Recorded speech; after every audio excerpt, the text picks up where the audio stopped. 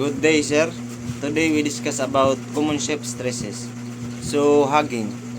Ang pagkakaunawa ko sa hugging ay isang kondisyon kung saan ang gitna ng bahagi ng barko ay umaangat kumpara sa unahan at sa likuran. Nangyayari ito kapag ang gitna ng barko ay nasusuportahan ng alon. Kaya mas malakas ang buoyant force sa gitna kaysa sa kabilang dulo. Next naman sa saging. Ang pagkaunawa ko naman sa saging, ito ay kabaliktaran ng hugging. Nangyayari ito kapag ang unahan at hulihan ng barko ay nakaangat dahil sa alon, habang ang gitna ng barko ay nasa wave through o mas habang bahagi ng alon. Dahil dito, ang gitna ng barko ay bumababa at bahagyang nababaluktot pababa. Ang ilalim o keel ay isang stretch habang ang itaas ng deck ay naiipit. Para itong roller na pinipindot pababa gitna, kaya nababali. 3. Shear forces. Sa shear forces, ito ay puwersa na nangyayari kapag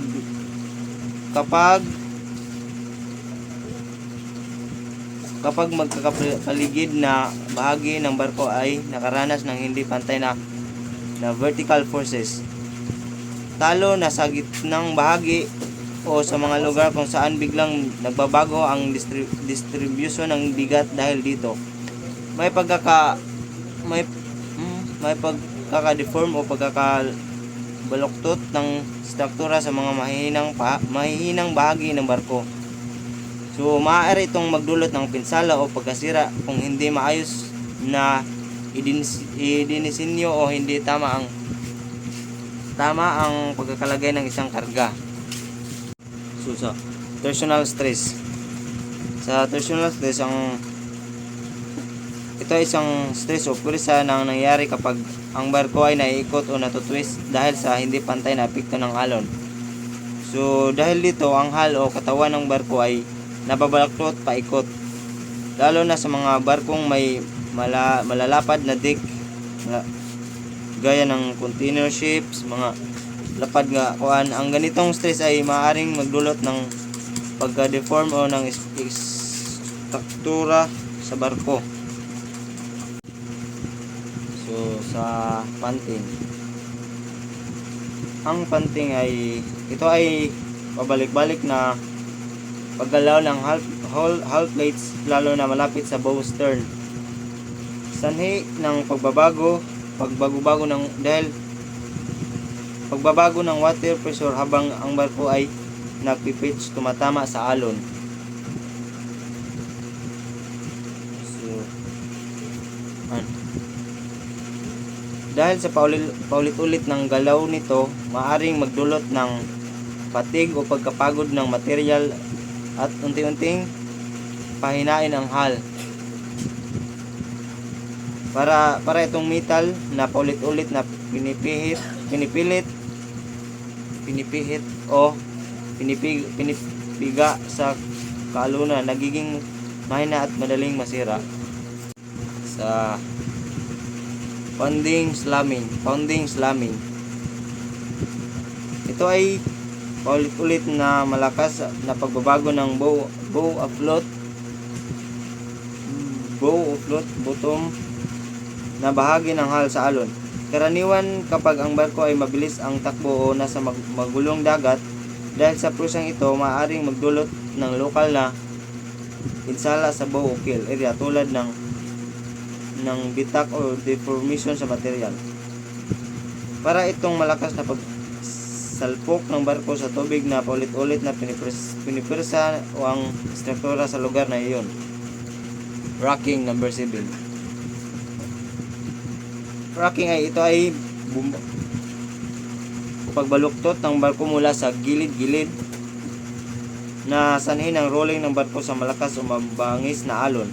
Dahil dito, ang transverse frames at bulkheads ng barko ay nai-stress o napipilitang tiisin ang puwersa ng maaaring pagdulot ng pagkapagod ng material o deformation sa estruktura.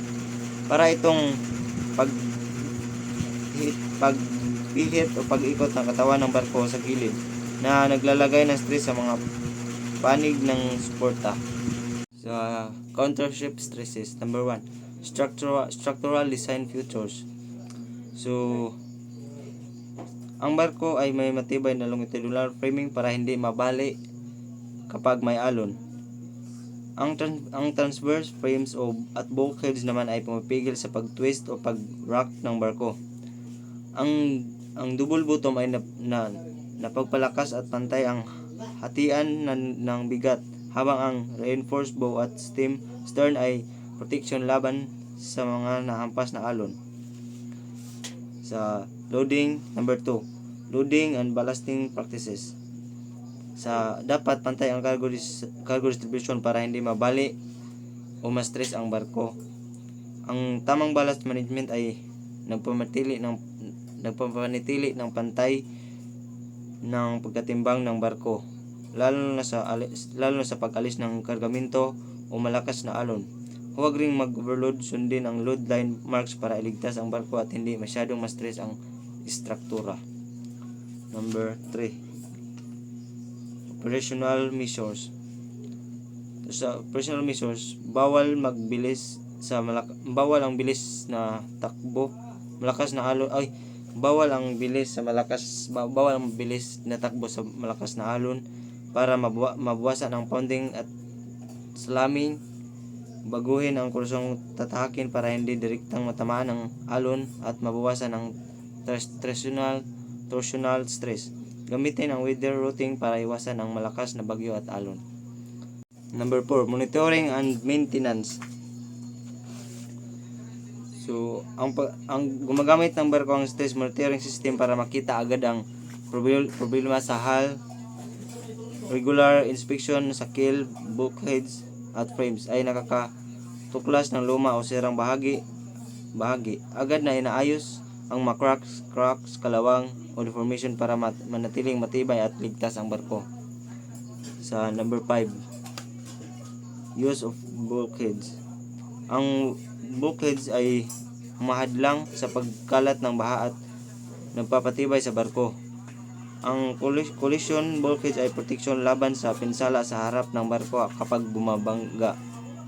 Number 6, dynamic stability management. Ang anti-roll system ay nagbabawas ng pag-ugoy ng barko para mabawasan ang stress sa hull. Ang tamang trim naman ay tumutulong sa pantay ng distribution ng bigat at pwersa sa buong barko para manatiling balanse at ligtas.